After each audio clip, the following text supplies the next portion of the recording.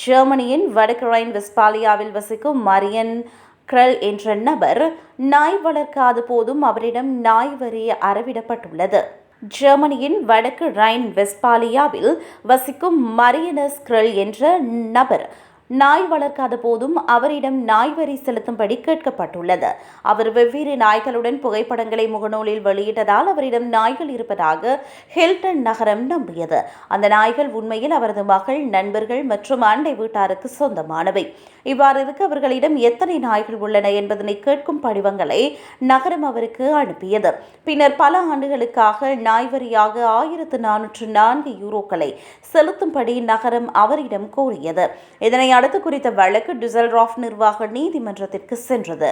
இதன்போது மரியனஸ் ஒரு நாயை வைத்திருந்ததற்கான தெளிவான ஆதாரம் நகரத்திடம் இல்லை என்றும் வரி கோரிக்கை செல்லாது என்றும் நீதிபதி தீர்ப்பளித்தார். இறுதியாக அவர் மீதான நாய் வரியை கைவிட நகரம் ஒப்புக்கொண்டது.